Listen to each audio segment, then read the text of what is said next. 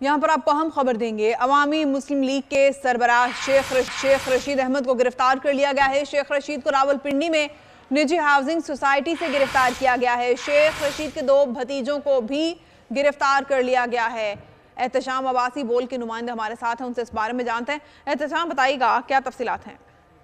हाँ जी बिल्कुल, अवामी रहनुमा शेख रशीद को निजी हाउसिंग सोसाइटी से गिरफ्तार कर लिया गया है। निजी हाउसिंग सोसाइटी के फेज 4 में शेख रशीद मौजूद थे। इस्लामाबाद और रावलपिंडी पुलिस ने मिलकर ऑपरेशन किया और उसके बाद जो है शेख रशीद को गिरफ्तार किया गया। शेख रशीद जहाँ पर मौजूद थे, उनके साथ उनके 2 भतीजे भी थे, उन दोनों को भी गिरफ्तार कर लिया गया है। शेख रशीद जो है 9 मई के वाकयात के बाद रपोश थे और वो मिल नहीं रहे थे। इस्लामाबाद पुलिस जो है उनको मुसलसल तलाश कर रही थी और आखिरकार जो है आज की ये बड़ी ब्रेकिंग है अपने नाज़रीन के लिए कि शेख रशीद को रावलपिंडी के एक निजी हाउसिंग सोसाइटी से गिरफ्तार किया गया है और उनके साथ उनके 2 भतीजे भी थे। हमारी इस्लामाबाद पुलिस से बात हुई है, ज़राए का ये कहना है कि 9 मई वाकयात में शेख रशीद जो है उस हवाले से जो है FIR में उनको जो गिरफ्तार किया गया है। इसी FIR में इससे कब जो है चौधरी परवेज इलाही को भी गिरफ्तार किया गया था, जो कि लाहौर में है और उससे कबल जो है डेला जेल में वो रिमांड पर थे।